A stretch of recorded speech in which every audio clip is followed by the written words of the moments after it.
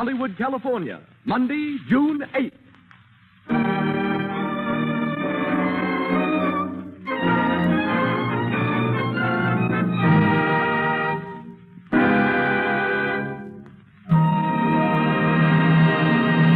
The Lux Radio Theater, presented from its new home on Hollywood Boulevard, Hollywood, California.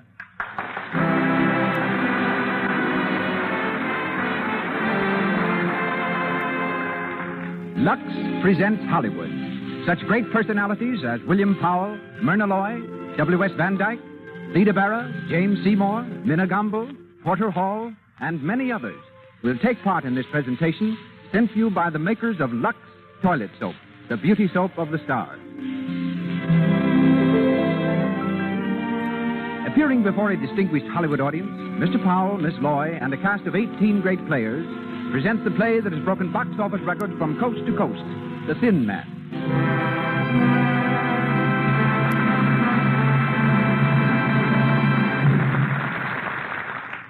And as producer tonight, we present the director who did The Thin Man on the screen, together with such triumphs as Naughty Marietta, Trader Horn, Rose Marie, I Live My Life, and countless other smash hit pictures. Mr. W.S. Van Dyke. Mr. Van Dyke.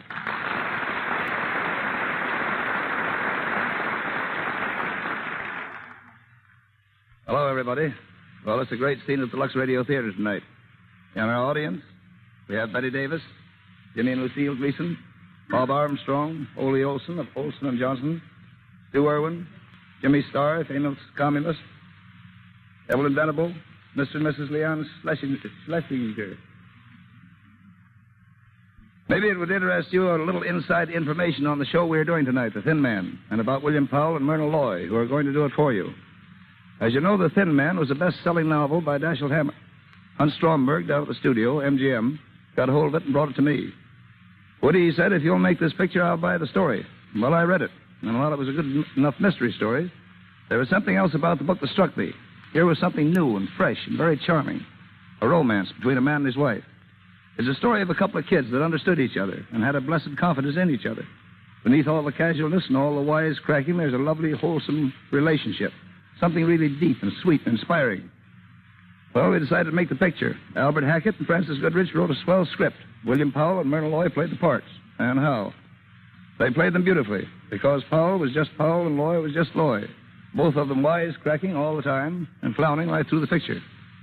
I suppose you know that plenty of motion pictures take from 2 months to a year to shoot. We did The Thin Man in 16 days, retakes and all. Of course, it wasn't a pretentious picture. We didn't make it as one. I hate epics. But it is evident that people liked it. It has been very interesting to study out how they could tell this story on the radio. Bill and Myrna have had a lot of fun getting it ready for you, just as they did making the picture. And from the original story, from the original motion picture cast, we have, and are fortunate in having, Minna Gamble, Porter Hall, William Henry, and Thomas Jackson here tonight. So here we go, with William Powell and Nick Charles, and Myrna Loy as Nora in The Thin Man. Here they come, Bill Powell and Myrna Loy.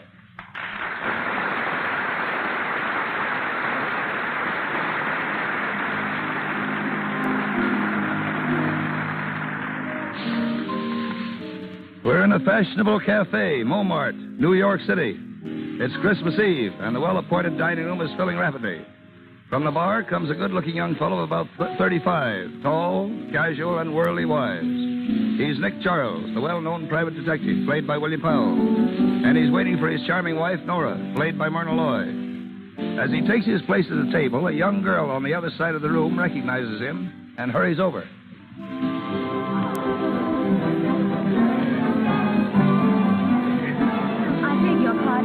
Aren't you Mr. Nick Charles, the detective?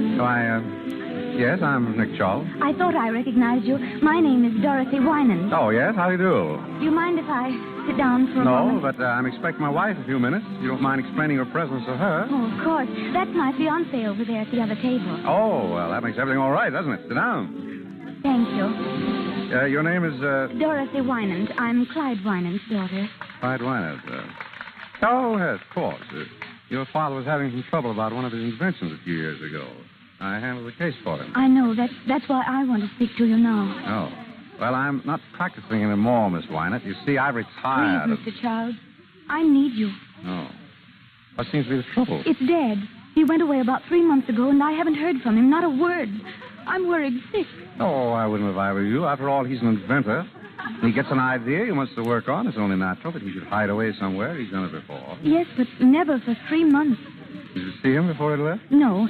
Mr. Macaulay was the only one he spoke to. Well, Macaulay and Julia Wolfe. She's Dad's secretary. Julia Wolfe. Oh, yes, I believe I met her. Macaulay is your father's lawyer, isn't he? Yes. His lawyer and his secretary both speak to him before he leaves, but no one knows where he went. He wouldn't tell them. What about your mother? He wouldn't tell her either? No. Mother and Dad aren't... They haven't seen each other for some time. Oh, I see. Well, I don't know just what I can do for you. Why don't you speak to Macaulay? Maybe he's heard from your father and forgotten to let you know. Oh, well, I'll call him now. That's the girl. Let me know how it turns out, will you? Of course. I'll be back in a few minutes. I'll be here. Madam, you can't bring that dog in here. Dogs aren't allowed. I'm sorry, madam. I'll be here, Asta. Asta, come here, boy. Here. Down, Yeah, boy. but madam, down. it isn't only your dog. We allowed everyone. Oh, here you are. Asta. Quiet, Asta. Quiet. Hello, Nora. I hear you brought the dog. I didn't bring him. He brought me.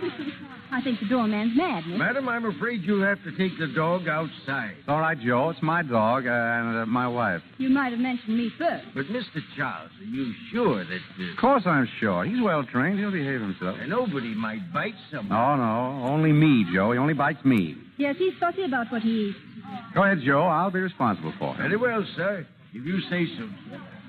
There you are, my dear. See what an influential husband you've got? You do stand in the doorman. Mr. Charles. Oh, yes, Dorothy? May I introduce my fiancé, Andy Reed, Mr. Charles? How do you do? How do you do, sir? Any luck, Dorothy? Yes, he's just around the corner. Your father? No, Mr. Macaulay. going to see him now. Oh, fine, fine. Nick? Yes, my dear? Oh, I beg your pardon. Miss Wynant, Mr. Reed, my wife. How do you do? How do you do? I'm sorry we have to rush, but you'll excuse us, Mr. Charles. Of course. We're at Normandy for a couple of weeks. Why don't you drop around? Thanks, we will. Goodbye. Goodbye. Goodbye, sir. Goodbye, Mr. Charles. Goodbye. Pretty girl. You like blondes. You got tight? Only you, darling. Lanky brunettes with wicked jaws. Who is she? Dorothy Wynant, daughter of Clyde Wynant. I worked on a case for her father. Some nut wanted to kill him. Charming. What's the matter now? Wynant disappeared. I was afraid something happened to him. Has anything happened to him? My darling wife. How do I know? Funny, though.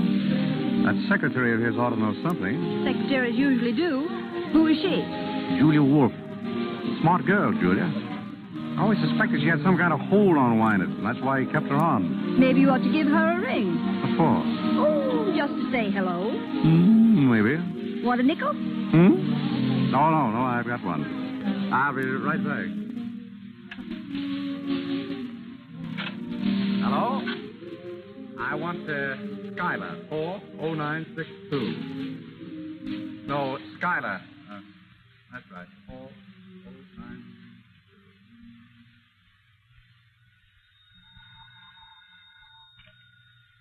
Hello?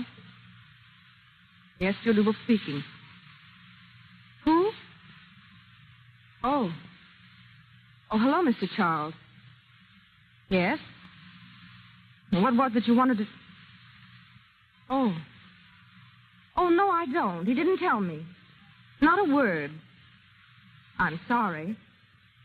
That's all right. Goodbye. Morelli. Coming. Well, who was that? Nick Charles. The detective? He wanted to know where Wynant was. Oh, yeah? Why? He didn't say. Did anyone see Wynant come here that night? The night you and him had the scrap? I don't know. Oh, no? Well, I guess I'll scram. Wait a minute, Morelli. Where are you going? Oh, taking a little stroll, that's all. If Nick Charles is going to pop up around here, I want to be far away when he does. Oh, don't be a fool, Morelli. Fool, huh? Hey, listen, sister, I got a record 9 itching to come face to face with no dick. Sit down, Morelli. You need money, don't you? Yeah. What about it? You got some? Plenty. I'm Wynant's secretary. Oh, yeah? What do you mean by that? Wouldn't you like to know?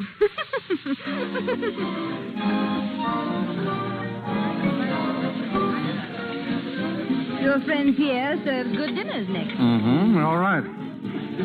You still didn't tell me what Julia Wolf had to say. Nothing. She didn't know where he was, that's all. Finished? Finished. Let's get out. We'll grab a cab and get back to the hotel. Ready and willing. Where's my purse? Come on, Asta. Joe, call me cab.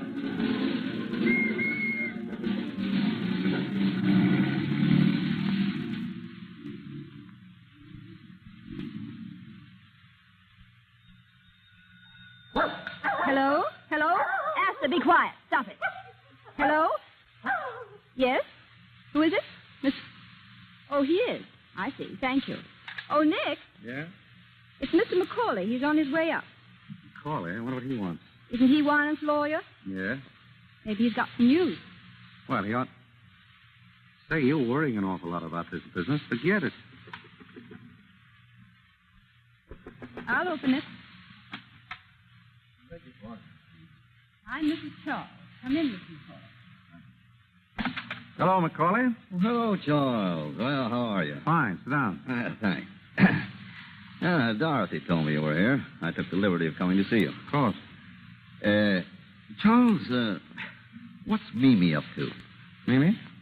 Oh, Dorothy's mother. Does she have to be up to something? She usually is, trying one way or another to get money out of Wynant. I wanted to find out if you were, sleuthing for her. I haven't been a detective for 4 years. Oh, you don't say. Oh, my wife's father died and left her a lumber mill, a narrow gauge railroad, and, a couple of other things. I'm looking after them. I see. What's all the fuss about? Is Wynant in hiding? Yeah, you know as much about it as I do. I haven't seen him in 3 months. He sends word through Julia Wolf when he wants money. I give it to her, and she gives it to him. Mine? Hello? Oh, just a moment, please. It's for you, Mr. McCauley. Your office. Oh, thank you. Hello? What? He is? Oh, where is he? Oh, very well. Well, he's back in town. Mr. Wynant? Yes, thank heaven. He's waiting for me now. Well, I've got to rush. I'll tell you, it's no joke working for a man like that.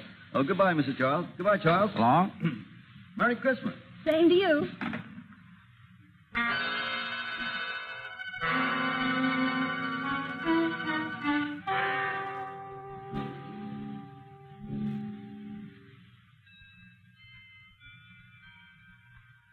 $11:30.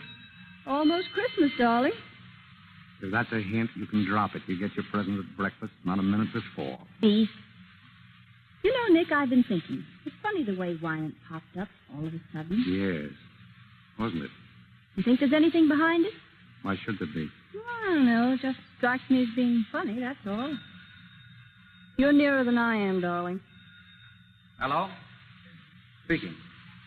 Oh, hello, Dorothy. What? What? When? Oh, I see. Well, yes, of course I'll be here. What is it, darling? Darling, what is it? Julia Wolf has just been murdered.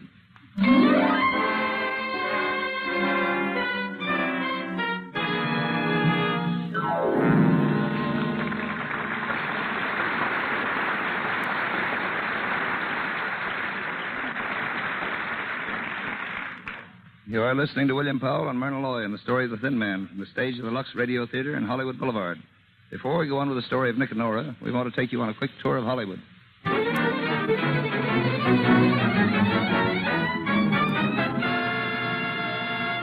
Lobby of the Hotel Roosevelt, where stars and newcomers gather.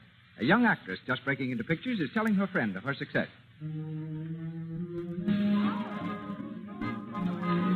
Well, there's one thing. I've got one of the best managers in Hollywood, and that means a lot. Oh, but the rules he's laid down for me. Gee, what do you mean, rules? Well, you'd think I was going into training for the Olympics. I've got to lose 5 pounds. I've got to take lessons in singing and diction, and of course my complexion's got to be perfect. I've got to be more careful than ever not to get little blemishes or enlarged pores and what they call cosmetic skin. Thank goodness I know enough to use Lux toilet soap regularly, the way everybody around here does. 9 out of 10 beautiful Hollywood screen stars use Lux toilet soap and have for years. Here's what the famous Claudette Colbert has to say. When I tell people how simple my complexion care is, they always seem surprised. I use cosmetics, of course, but I always use Lux toilet soap to guard against cosmetic skin. It's easy to keep skin lovely, my way. And now, on with the show of the Thin Man.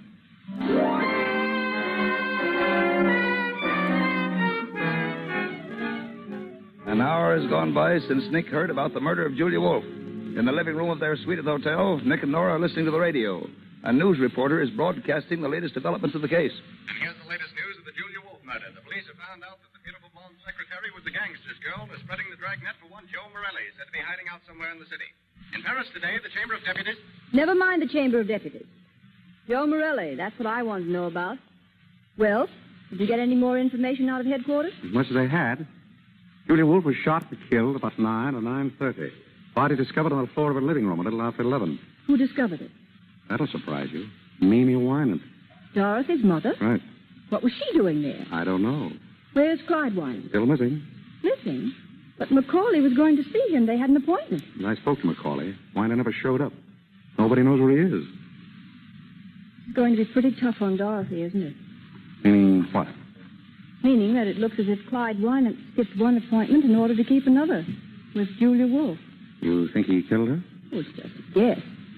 You're the detective around here, darling. Oh, that's Dorothy. Said you wanted to see me. Well, come in, Dorothy.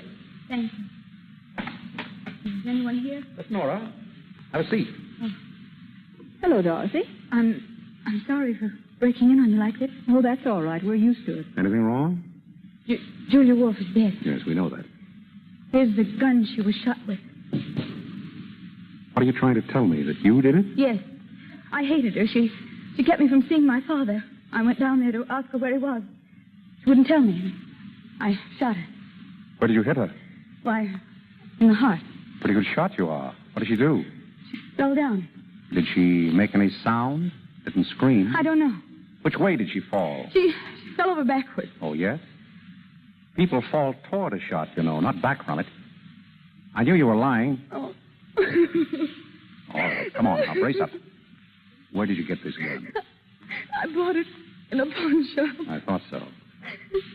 Why did you say you did it? Whom are you trying to shield? Oh, please, don't ask me. You got to tell me. Nick, let me handle this, will you? Dorothy, look at me.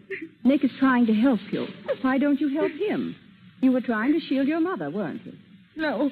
Your father, then. Dorothy. Yes. My father. Why do you think he did it? Mother was the first one to find Julia Wolfe. She saw something in Julia's hand, and she took it. What was it? A watch chain. It belonged to my father. So you think your father did it? I don't know. Did your mother turn the chain over to the police? No, she kept it. She didn't tell them anything about it. But she showed it to you? Yes. Why did your mother go to Julia Wolfe's apartment in the first place? She went to ask for money. Oh, money again, huh? Yes? Oh, have them come up, please. Who is it? Dorothy, I wonder if you'd mind waiting in the bedroom. Of course. It'll be only a minute. Well, Nick? It's Mimi Wynant. Alone? She's never alone. Dorothy's brother is with her. Screwy college kid. And some guy by the name of Chris Jorgensen. Jorgensen? Who's he? Macaulay told me about him. A hanger-on type. I think he's after Mimi's dough. But she hasn't any. Maybe that's why she wanted to get some from Julia. I'll take it. Hello. Nick, how are you? Fine. Come in, Mimi. Thank you, Nick. This is my son, Gilbert. How are you? Very well, thank you. And Mr. Chris Jorgensen. He's an old friend of mine. How do you do? How do you do? Sit down. Sit down. My wife, How do you Mrs. do? Wynant, Gilbert Wynant, and Mr. Jorgensen. How do you do? Well, Mimi? Nick, I've never been in such a state in my life. You know, of course, that I was the one who found Julia Wolf. So we've heard. Oh, my dear, it was terrible. I walked in and there she was, lying dead on the floor. I meant to ask you, Mother, was there much blood? Gilbert, don't be so morbid. But I'm interested in murders. You know, Mr. Charles, I formed a theory about this one already. So? In my opinion, the man who did it... Gilbert, be quiet. You don't know anything about it. Oh, but I do. Be quiet. You were saying, Mrs. Wynant? About finding Julia Wolf. I was simply petrified, and such a mystery. Clyde Wynant's crazy, absolutely crazy to stay away at a time like this. No wonder the police think he had something to do with it. What do you think? Oh, I know he didn't, but I wish I could find him. I have something very important to tell him. Macaulay won't help at all. He thinks I just want money. Well, don't you? Oh, Nick, you're always teasing. Mrs. Wynant, were you alone when you found Julia Wolf? Why, of course I was. Wasn't Mr. Jorgensen with you? I? Certainly not. I don't know anything about it. The first word I had that Julia Wolf was dead was when Mrs. Wynant called me at my club. Oh, she called you? Yes. Why? I beg your pardon. Oh, let's not even talk about it. The thing to do is to find Clyde. And that's what I've come to you for, Nick. You will help me find him, won't you? I'm afraid I can't, Mimi. Oh, Nick, please. Now, Mimi, there are 1,000 detectives in New York. Hire one of them. But Clyde knows you. All you have to do is to get in touch with him and tell him that Mimi says everything is all right, but that I've got to see him. I tell you again, I don't want any part of it. Is that final? Final? Well, if that's the way you feel. He'll turn up. You just help all you can. Give the police every possible assistance. What do you mean by that? Oh, nothing in particular. Oh. Well, we'll say good night. Good night. I'm sorry I can't help you, Mimi.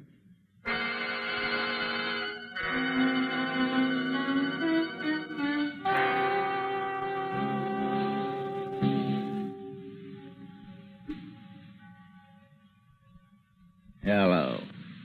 Is this the Normandy Hotel? I want to speak to Mr. Charles. Yeah, Nick Charles.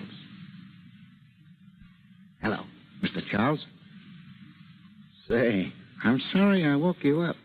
But, Mr. Charles, I'd like to lay a proposition before you. It's about the murder of Julia Wolf. Well, what's the difference who I am? Wait a minute. All right. Wait a minute. Don't hang up. I'll tell you who I am. But you got to keep it under your hat. I'm Al Nunheim. Yeah, Nunheim. Now, listen. I know who murdered Julia Wolf, see? Sure I do. And I'll spill it to you for $5,000. I'll tell you how I know. Because I was outside of her apartment when she was shot. And I saw the one who did it. And I'll spill it to you when I get... Hey, wait a minute. Hey, I can't talk now. I'll call you again. Hello? Hello? Hello, you still there? Hello? What's up? Now what's on? I don't know. Some crank, I guess. He hung up. You better get back to bed and get some sleep.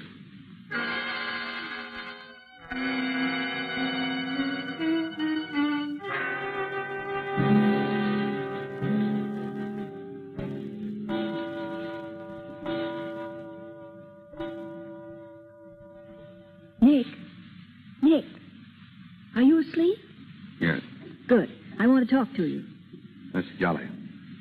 Don't you think you'd like to go back to detecting once in a while just for the fun of it? Can't you get to sleep? No. Everybody says you were a grand detective. They were kidding you. I'd like to see you work. Tomorrow I'll buy you a whole lot of detective stories. Oh, that poor girl's in an awful spot. There's nothing I can do to help her. She thinks you can. It wouldn't hurt you to find out if you could, would it? Darling, my guess is that Wynant killed Julia and Dorothy knows it. And the police will catch him without my help. Now, please put out the light. I'm tired. Oh, all right. But I'm mad at you. Mm-hmm. Nick. Mm-hmm. Did you hear a knock? Mm-hmm. Shut up, Asta. You want to answer it, Nick? Oh, good Lord. All right, stay in bed. I'll do it myself. Well? Mr. Charles here. Yes? I gotta talk to him right away. What about? What's going on? What's going on? There's someone to see you, Nick. That's great. I was afraid I'd have to go to sleep. Come in. Yeah. How about a chair, Mr. Stay where you are, both of you. I got you covered, so don't move. A stick-up. No, it ain't a stick-up. I got to talk to you, Mr. Charles. I want you to tell me something, and I want you to give it to me straight. You get me? Say, do you mind putting that gun down? My wife doesn't care, but I'm a very nervous person. Thank you. All right, shoot. What's on your mind? You don't need to tell me you're tough. I heard about you. I'm Joe Morelli. I've never heard about you. I didn't bump off Julia. All right, you didn't. I haven't seen her in 3 months. We were all washed up. Why tell me? I wouldn't have any reason to hurt her. She was always on the up and up with me. But that dirty little rat, Nunheim, well, he got sore because she liked me and hated him. So he put the finger on me. That's all very swell, brother, only you're peddling your fish in the wrong market. I've had nothing to do with it. Now, listen. The boys used to say that you were okay, a square guy. Now, that's why I'm here. What's the law doing to me? Do they think I did it? Or is it just something else to pin on me? I'd tell you if I knew, but I'm not in on this. Ask the police. Now, that'd be very smart. The boys would love to have me come in and ask questions. They'd like it right down to the end of their blackjacks. Now, I came to you on the level. The boys say you're on the level. Be on the level. I'm on the level. If I knew anything, I'd be... Who's that? I don't know. This is your party. Open up. Open up. This is the police. The police? You dirty two-timer. Look out, Nora. Oh! Give me that gun. You rat, I'll show you. Drop that gun. Drop it. You'll double-cross me, will you? Come on, drop it. Give it to me. Give me the gun. Grab it. Let me go. Let me go, I said. I'll take that gun. Thanks, officer. You almost had me. Get some water, Joe. Nora. Are you all right? Nora. I'm Inspector Gill of the Homicide Squad. You're in a good place, Inspector. Who's that woman on the floor? My wife. This guy shoot her? No, he tried to shoot me. I socked her on the jaw to get her out of the line of fire. I guess I hit her too hard. Nora. Oh. Look at me, Nora. Are you all right, darling? Oh. You darn fool. You didn't have to knock me out. I knew you'd take him, but I wanted to see you do it. She's all right. Okay, Slattery. Take Morelli downstairs. Don't push. I said don't push. How'd you people have to pop in, Inspector? We hear this is getting to be a sort of a meeting place for the Wynant family. So we figured we'd stick around in case the old man himself shows up. Then we seen Morelli sneak in, and we decided to come up. And it was pretty lucky for you, too. Yeah. Morelli a friend of yours? I never saw him before. What's he want of you? Wanted to tell me he didn't kill Julia Wolfe. What's that to you? Nothing. What did he think it was to you? Ask him. I don't know. I'm asking you.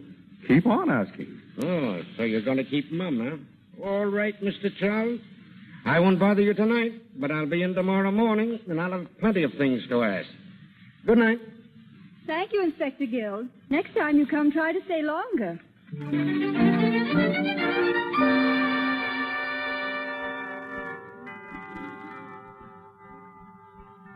Nick, wake up.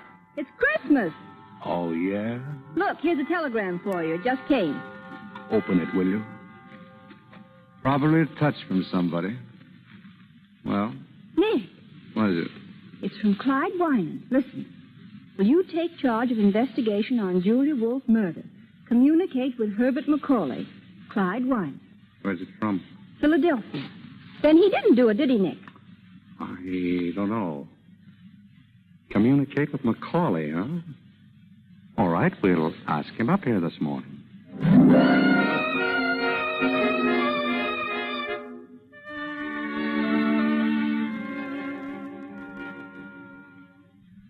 There you are, McCauley. What do you think?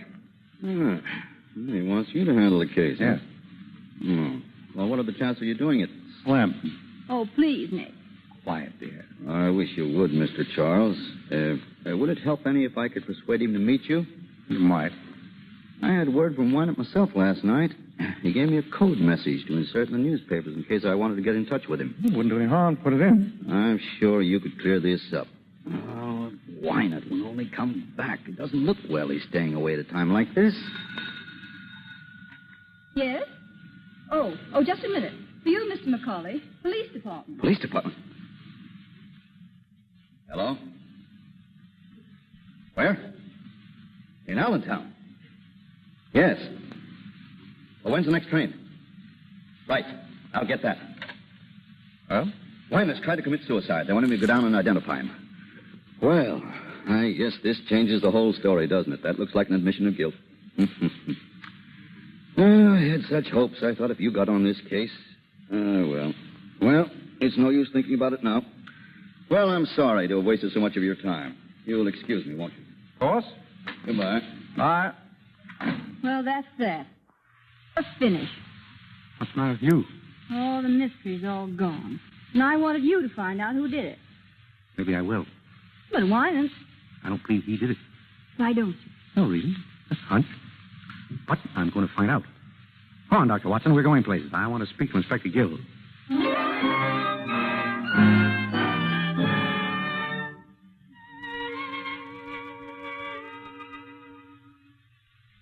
Man to man, Mr. Charles. Are you working on this case? Man to man, Inspector Gill, I'm not. But he's interested. I don't mind telling you, I'd rather have you in on the right side. You mean not on Wynant's side? I'd rather have you working with us than against us. So would I. It's a bargain, then.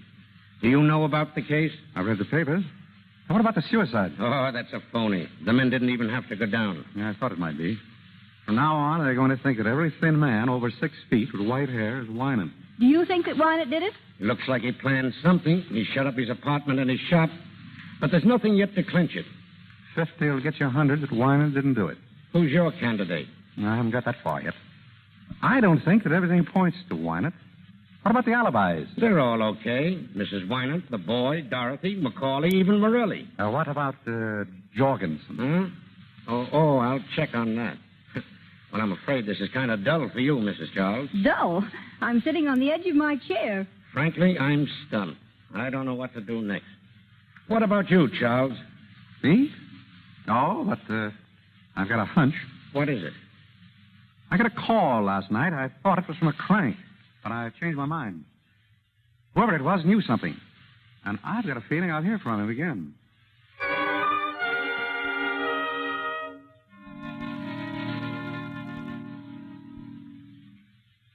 What time is it? Almost 10. Still waiting to hear from the crank? And how? Here, give me that quick. Hello? Yes? Yes? This is Nick Charles? Who? Can't hear you. I said I can't hear you. Have to speak louder. I can't speak any louder. Hey, this is Al Nunheim again. You know, I called you last night. Hey, listen.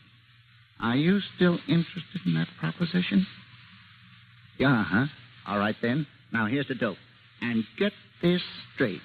The man who killed Julia Wolf...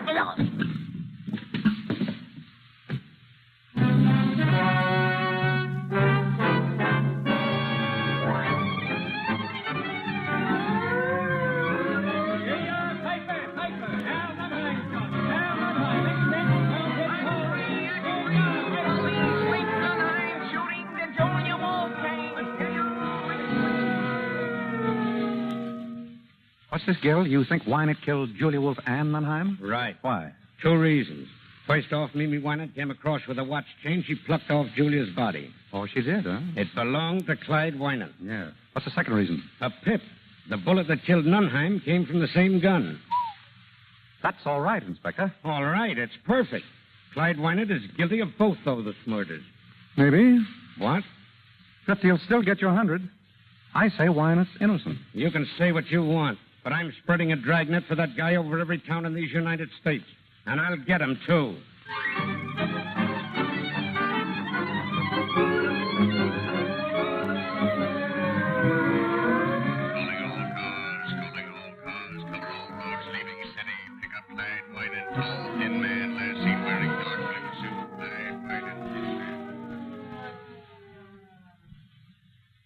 You think they'll find him, Nick? He must be in New York. Probably is. Oh, it's getting me down. I saw Dorothy today. Yeah? What? She's broken off her engagement. What for? Oh, don't ask me. She was a little hysterical. Something about not wanting to ruin her fiancé's life. Daughter of a murderer and all that. Poor kid. Well, see you later, darling. Where do you think you're going? I'm going to take Asta for a walk.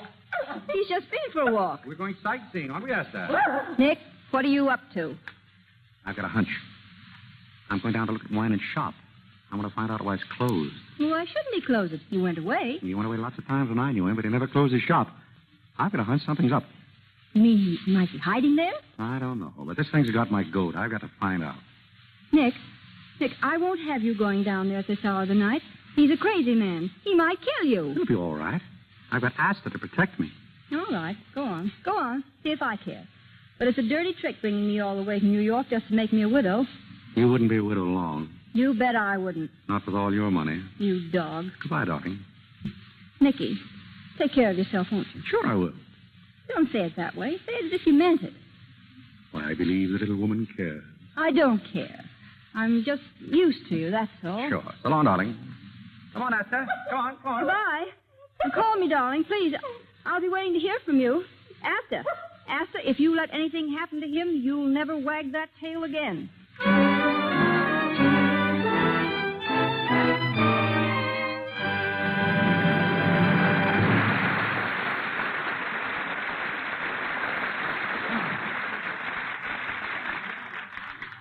You are listening to the Lux Radio Theater's production of The Thin Man, starring William Powell and Myrna Loy, with the music under the direction of Louis Silvers. This is W.S. Van Dyke speaking. We have here tonight the man who wrote the great picture, Lawyer Man, for Bill Powell here. He's a producer, too, but just on the writing end. He's done many great pictures, 42nd Street, The Gold Diggers, King of Burlesque, and lots of others, including an original musical, Ladies in London, which you'll be seeing soon. And here he is, the man whose name you'll see on the screen before the picture starts.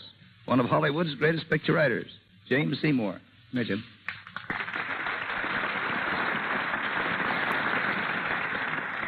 Thanks, Woody. I've been a movie writer for 10 years. That's the first kind word anybody has said to me.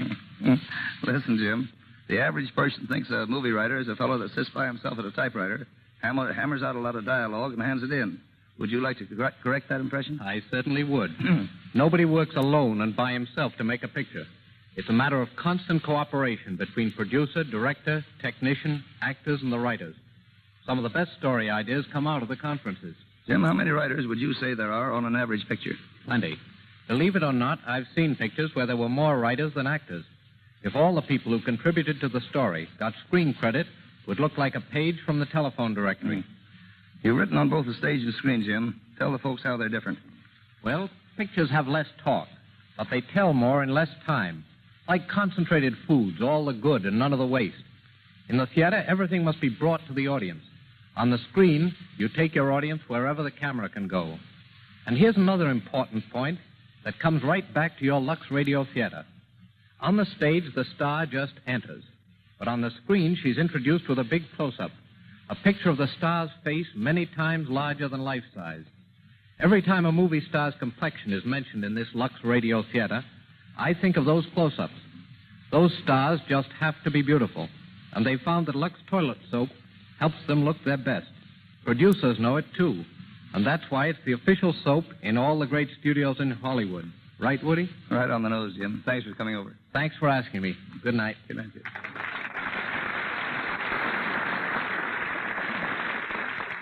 We pause for station identification. This is the Columbia Broadcasting System. The Thin Man.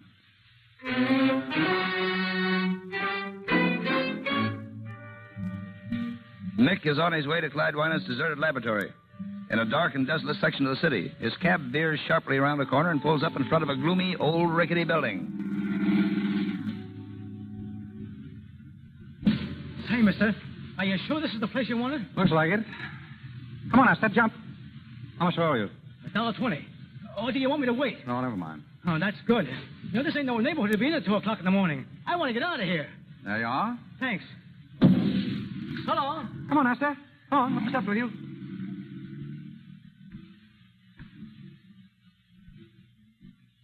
Hello. Nora, what are you doing here? I beat you down. I want to go with you, Nick. Now, listen. No. You're not going in that place alone, and that settles it. Now get out that skeleton key of yours and open that door. I'm here to stay. All right, come on. Yes. Darling. Nice neighborhood Wynant picked out for his laboratory. I can almost hear the chains rattling. Do you believe in ghosts, Nicky? There we are. Come in. Be quiet. Nick, it's dark in here. I've got a flashlight. We'd like to close the door.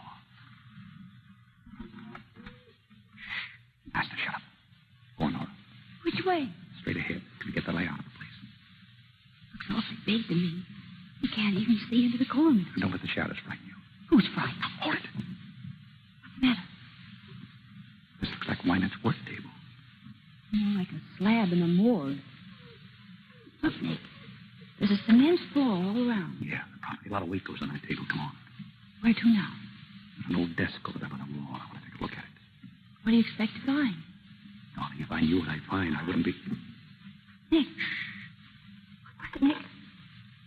Just a loose board, I guess. It sounds like somebody was walking over that way. Oh, just your imagination. There's no one in here but us. No. What about Wynant? This is his workshop. Why couldn't he be hiding out here? What's that? Asta. Asta, come here. She's scratching on the cement around the work table. Asta. Stop it. Stop it. Did you hear what I said, Asta? Nick, look at him. He's after something. I've seen him scratch the ground like that when he was looking for... Asta. Nora, look. Look at this. New cement. Listen. Nick. It's hollow. I wonder if I could find something to dig it up. There's an iron bar on the table. I just saw it. Here it is. Ah, good. Now, if I just knock a hole in that cement, we'll find out what's under there. Oh, Nick, I'm scared. Asta, quiet. Keep away, Nora. Asta, come here. Once more. There she goes. I'm through the cement. Asta, get away from there. Get away. Nick, what is it? What's he after? We must get Inspector Gill here. What's under there? A body. Must have been there for weeks. Oh, Nick.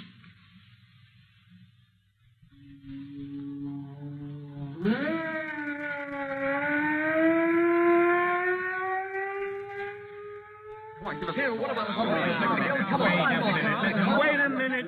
Wait now, you reporters. You'll get your story as soon as I can give it to you. Until then, you gotta leave us alone. Come on now, get out. Those reporters are enough to drive a guy nuts. Well, you were right, Nick. It was a body. A skeleton, rather, buried in lime. I wonder what Wynant had against this one. Did you find any clothes? Yeah, but no identification on them. Just a silver belt buckle with the initials, DWR. DWR. Who was that? I got a good idea. That case you worked on, the guy who threatened to kill Wynant. What was his name? Oh, Rosewater. Yeah, Rosewater. He said Wynant tried to steal an invention, didn't he? Yes, but we figured it was just blackmail. Just the same, Wynant wouldn't mind having him out of the way, would he? And according to the doc, the body's been there at least a couple of months. That's just about the time Wynant closed the shop. Right. Did you put the skeleton under the fluoroscope yet? Half an hour ago. We found the bullet he was killed with and something in the leg bone. An old piece of shrapnel. Shrapnel? Yeah. Why? Shrapnel in the leg bone. He probably limped. What do you mean? Oh, nothing. Well, so long, Inspector. I'm going to pick up my wife, take her home. It's been a long night. So long. Give her my best, will you? Right.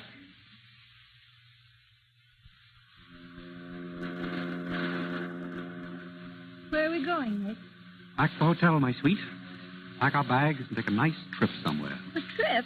Oh, no. My soul, woman, I gave you 3 murders and you aren't satisfied. I want you to stay and find one. I did find him. What do you mean? He was down in the shop. Nick.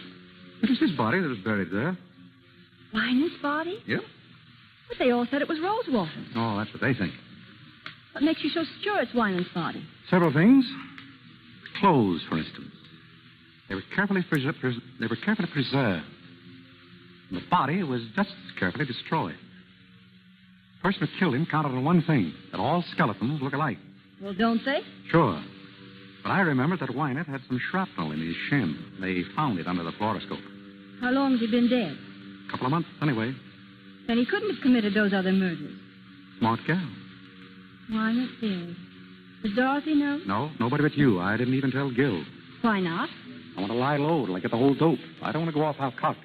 What are you going to do? I'm going to get the real murderer. I've got an idea. Want to see me take him? Yes. You got a nice evening dress? Oh, I've got a Lulu. Why? I'm going to give a party, a dinner party. Everything from Russian caviar to camembert cheese, an orchestra behind the palms, subdued lighting. What is this? And I'm going to invite all of the suspects. The suspects?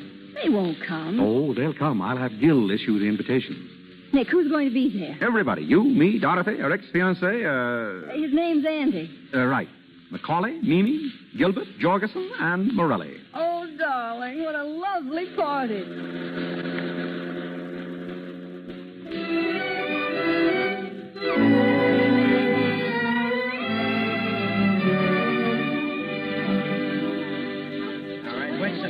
Good evening, everybody. Mr. Charles, what is the meaning of this? The meaning of what, Mimi? Why were we all rounded up like common criminals and brought to the sitter? To eat, Mimi, and talk. Will everyone please be seated? Dorothy here. Thank you. Andy, next to her, please. Oh, but Mr. Charles, Please. Very well. Mimi on the other side of Andy. Mr. Jorgensen over there, please. Very kind, Mr. Charles. Not at all. Mr. Macaulay next. Of course. Morelli? What? Right where you are. Now, say, listen. Sit down. And Gilbert, you can sit just opposite Mama. Mr. Charles, I have a theory. We'll listen to it later. Inspector Gill, you and your men will stand by the door, please. Sure. Fine. Now, Nora, if you'll sit here by me. Delighted, Mr. Charles. Pleasure, Mrs. Charles. Now, we're all ready to begin. Will you please pass the celery, Mrs. Wynant? No, I will not. I demand to know why we are here. Before dinner? All right. I've got some important news. I've seen Wynant. You've seen Papa? Level? Certainly, I mean it. That's nothing. I saw him myself. Yes, Mimi? When? Last night. He came to see me in my apartment. Oh, did he? What did he say? He didn't say very much. He wanted to know how I was and how the children were. I'm afraid you're lying, Mimi. You see, I really did see Wynant last night. Are you kidding? No, Why didn't you tell me? Why didn't you hold him? because I found out for certain that he didn't commit the murders. No, that's Now, ridiculous. wait a minute. Let him have his say. Thank you. Morelli, you knew Julia. Was she jipping Wynant? Taking dough on the sly? Well, she don't say she is, but I figure she is, yeah. Thank you. Now I'll tell you why I know Wynant didn't commit those murders. 3 months ago, Wynant found out that Julia was cheating him and was flirting with some man. He went to find the man, and he did. That man was desperate. He knew that he was caught dead to rights. And at prison, staring him in the face, he took the only way out. He killed Wynant. Oh, It's terrible to tell you this way, Dorothy, but your father's dead. dead, He's been dead for 3 months. dead. Oh. Oh, darling, don't cry, please. Oh. Oh, I know it's terrible, but isn't it really better this way? Oh, Andy. Andy. You'd better take her home, Andy. Yes, of course. Come on, darling. Let them out, Inspector. Oh, open up. Oh, don't cry, darling, please. It'll be all right now. Oh, this is absurd. How can Clyde be dead? You said yourself you saw him last night. So I did. I saw him lying buried in his shop. You mean that body? Was Wynant. Perfectly absurd. And the murderer is right here in this room tonight. He's sitting at this table. What? Who is it? I don't know. But I thought if we all had a little get-together, we might be able to find out. I'll tell you as much as I know. This murderer is a very clever man. He planned the whole thing beautifully. After he killed Wynant, he wired Macaulay, using Wynant's name, and told him to shut up the shop. Then he took Wynant's body and buried it in the shop with another man's clothes to throw us off the track. He even put a belt buckle with an R on it, hoping that we'd think it was Rosewater, an old enemy of Wynant's who dropped out of sight years ago. Morelli. Yeah? Would you mind holding your knife the other way? You're worrying Gilbert. Oh, all right. Nick, if that knife is missing, I'll look for it in your back. I'll help you look. Well, after our hero had killed Wynant, he got a brilliant idea. He realized that he and Julia could still collect money. Wynant was supposed to be on a trip. No one knew where. So our dinner guest wrote letters to Macaulay, signing Wynant's name, so that Macaulay would continue to send the money to Julia. He even telephoned Macaulay. Do you remember Macaulay? The first day that you came to see me. He telephoned that he was in town. Oh, it must have been Wynant. I should have known if it weren't his voice. Oh, he was clever about that. He called when you were out. Now, that same afternoon, Julia telephoned him. She said that you were coming, Mimi, to ask about Wynant. He got terrified. He was afraid that Julia would break down and tell. So he went to Julia and killed her. and left Wynant's watch chain in her hand. Mimi, what did you tell me about that? If I ever get... I don't know. The guy that did that to Julia, it makes sense. I hope you're well. Quiet, please. His plan was still working beautifully. The only hitch was a man named Nunheim who had found out something. So our hero bumped him off, too. But our hero overlooked just one item. The telegrams, wires, and telephones were all very well, but no one had seen Wynant. So the murderer picked on poor Mimi here to strengthen his case. Mimi is the only one at this table who can tell us who the real murderer is. Mimi, who was it who told you to say you'd seen Wynant? Nobody told me. I did see him. What did he pay you, Mimi, to stick to that story? It isn't a story. It's true. I did see Wynant. He's not dead. You're lying, Mimi. But then you'd do anything for money. You're getting a good price for saying you saw Wynant. I'm not going to stay here and be insulted. Sit down. You're getting a good price, Mimi. But don't forget this. 2 other people were in with him on this deal. Julia and Nunheim. When he thought they might spill something, he bumped them off. You ought to know darn well that he's not going to take any chances on you. What do you want to do, be next on his list? No. And who is he? Who paid you that money? Macaulay. You dirty little... I think that'll hold him. Oh, boy, what a wallet. Hey, nice work, Mr. Charles. There's your man, Inspector. Mr. Macaulay. I can't believe it. What do you want me to do, wrap him up in cellophane? Pick him up and get him out of here. Come on, boys. Grab him. Let me get a hand on him. Nick, you took him. I knew you would. Yeah, another case like this and I'll develop into a prize fighter. Oh, Nicky, you're grand. You're glorious. I'll bet you say that to all the boys.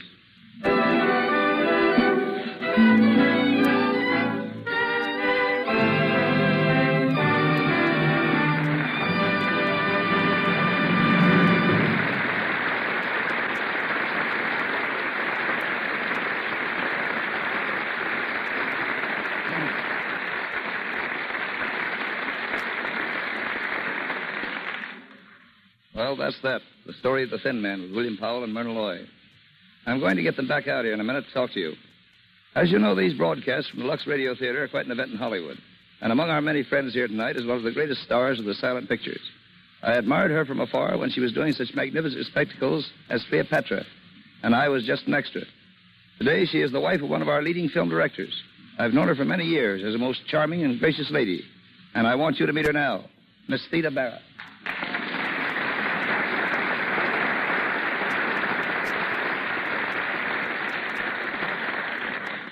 Thank you, Woody.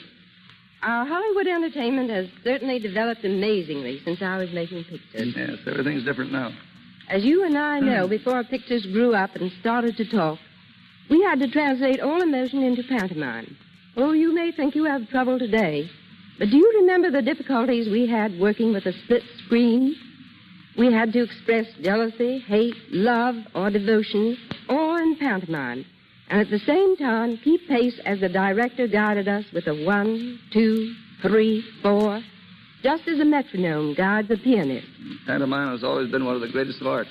And may I say, Miss Barrett, I have always thought that you were one of the greatest masters of that art. Oh, you're very kind, Woody. We worked awfully hard making those pictures. For instance, in making Cleopatra, we had no research department at the studio. I worked myself for months with the curator of Egyptology at the Metropolitan Museum in New York. It was great fun, though. I understand, Miss Barrett, you're going to make some radio appearances. Yes, I am. And I'm also going to do some motion picture work. No, that's good news. I'm considering an offer now, running through scripts and ideas.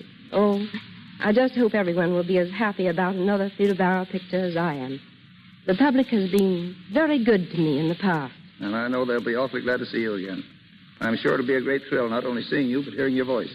Thanks, Miss Barrett, for joining us tonight. I'm glad I could. Good night.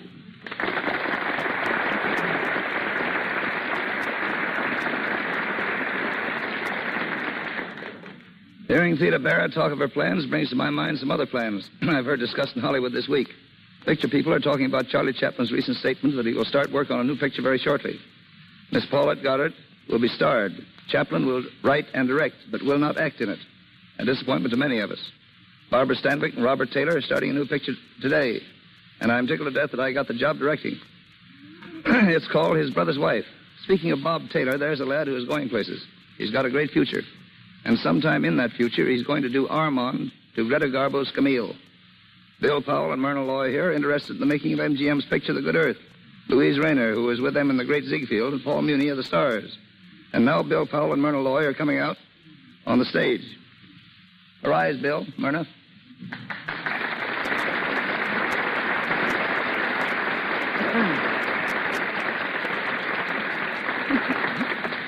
Kids, you did a great show. You're really marvelous. What, no retakes? No property man. Yeah, Bill.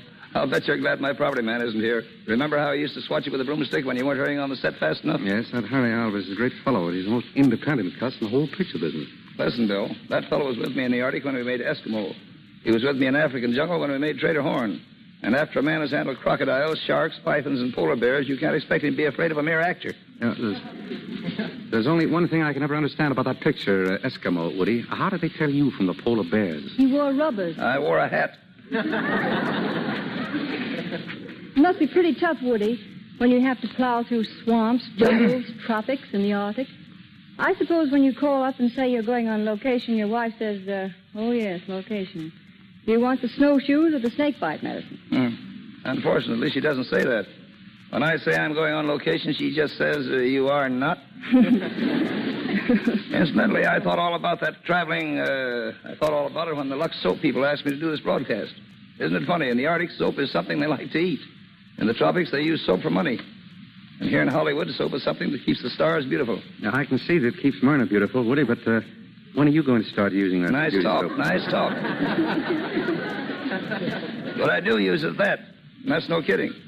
Anyway, thanks for coming up, kids. Goodbye, Woody. Goodbye. Bye-bye.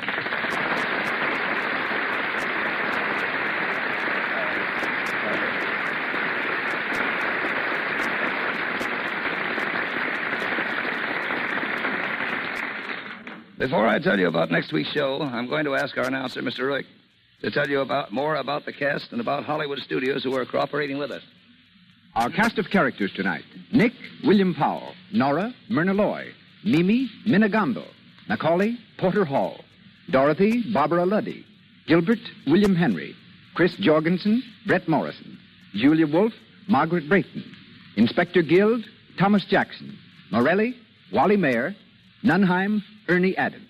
Our director, W.S. Van Dyke, and our stars, William Powell and Myrna Loy, appeared through courtesy of Metro-Goldwyn-Mayer, as did Mr. William Henry, and Porter Hall through the courtesy of Paramount.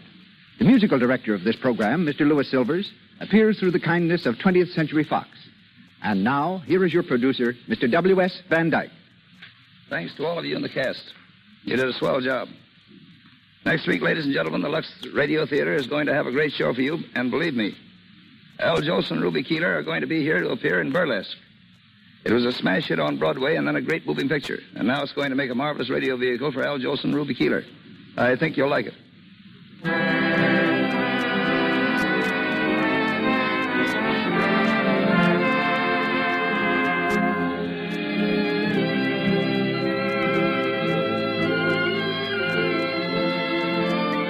Cecil B. DeMille will return to the Lux Radio Theater in time to produce Burlesque. And you know he'll give you a great show. I've enjoyed being with you all, and good night.